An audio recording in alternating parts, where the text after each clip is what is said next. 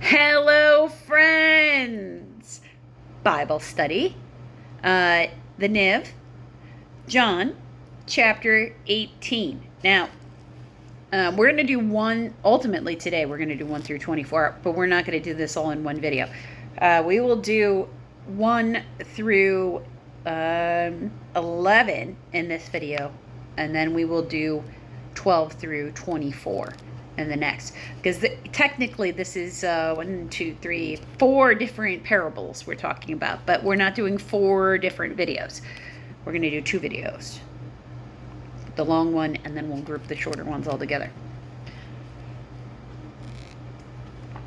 So we are in this moment. The Last Supper has happened, and Jesus is about to get arrested. He and his friends have left where the Last Supper has happened, and he had finished praying. Well, we'll start there. When he finished praying, Jesus left with his disciples and crossed the Kidron Valley. On the other side was an olive grove, and he and his disciples went into it.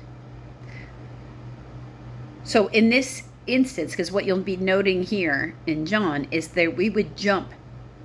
Verse 2 takes us jump in time. And that's a thing to note. Because in other ones, we have him off in that olive grove being tempted by Satan and coming back going, "Why are you asleep? Why are you asleep?" But we don't have all that in here. Right? Now Judas, who betrayed him, knew the place because Jesus had often met there with his disciples.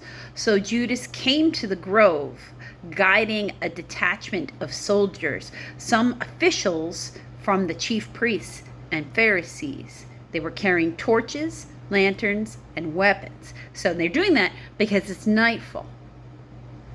And remember that very much so, in the world of love and light, in his thing, anything that you only can do under the cover of darkness is likely something you're not supposed to be doing. Only time that kind of strategic advantage thing is something that he says go do is when you are at war.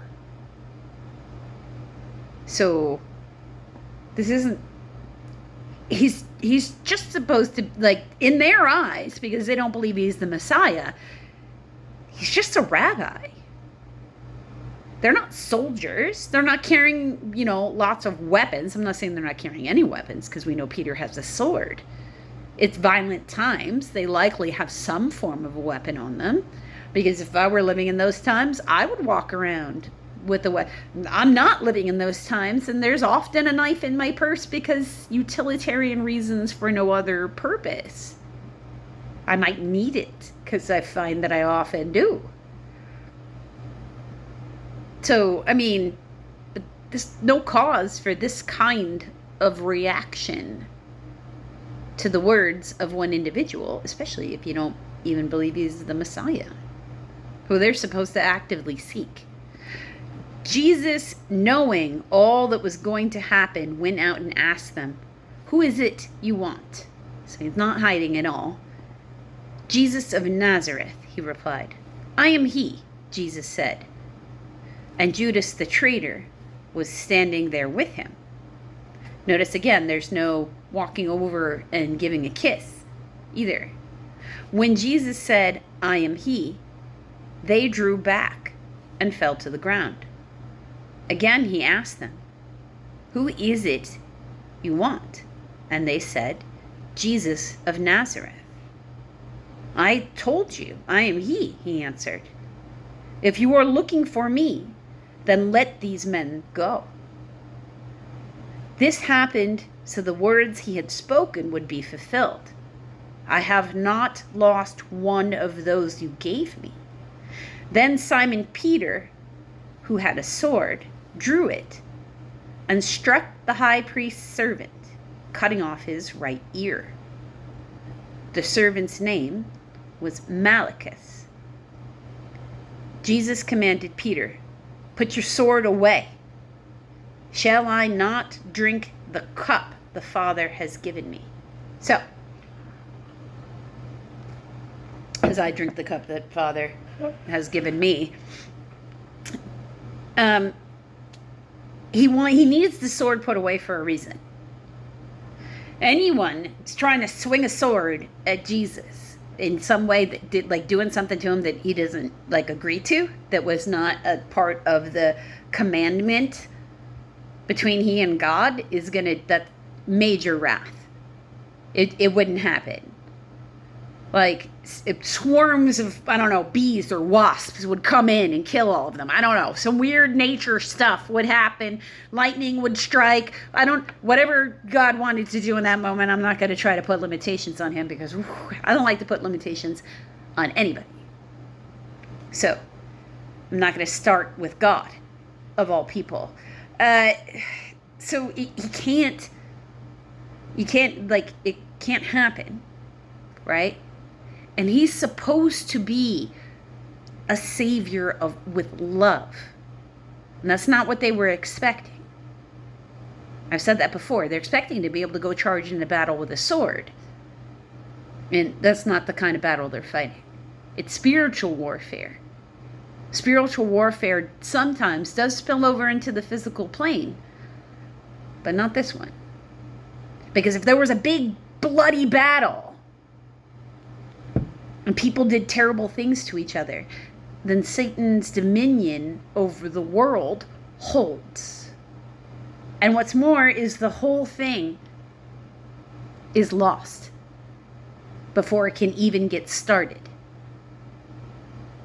Because one guy with a sword, as amazing as Peter might have been, is not going to hold off a whole, contingency of armed people in armor that come for them.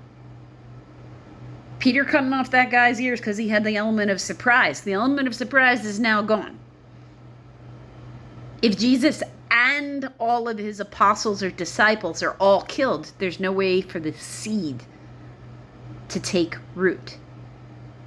And that meant only Jesus could die in this process. He couldn't permit another one, and he says so. And that's why he tells them that it's okay for them to scatter in the verses before. Because he needs the seed to take root. I have a lot of trees in my backyard. There were 11 of them before I got here, and I like to plant trees. So I have a few more since then. So I think we're up to 15 or so. I can tell you for a fact that not all the seeds that drop from the tree land and take root.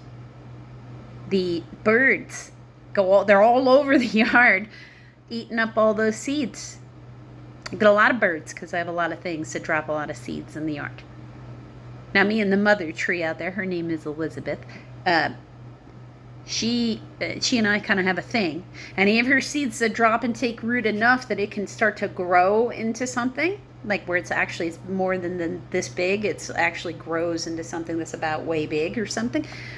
I put a ring of rocks around it so the landscape lady I hire doesn't rip it up, but it's allowed to stay and take root because it took root. And I'm not about to remove something that he, holds valuable, because trees have a network and they speak to each other. And the more trees that are in the area, the more protected the ground is, the better it can have nutrients. Trees are part of how an environment changes from, something arid to something beautiful. Not that arid environments aren't beautiful. I live in the desert and I happen to think it's quite beautiful. But that's how the transition happens. Nothing happens quickly when it comes to growth. We get impatient. We want growth now. But we don't gain the wisdom unless we go through the lessons and then we make changes. And there needs to be time for all the things that have to be done. Meaning also that if you don't take time to nurture the ground and the soil that the seed needs to take root in, i.e. yourself and your soul, then you can't expect it to flourish and grow. So let's try to have a little bit more patience today, because we're going to wait for divine timing, because we're always subject to divine timing, one way or the other. Patience is how good you are at waiting. And that can be a rough one for me. So let's try to be a little bit more patient with the world today.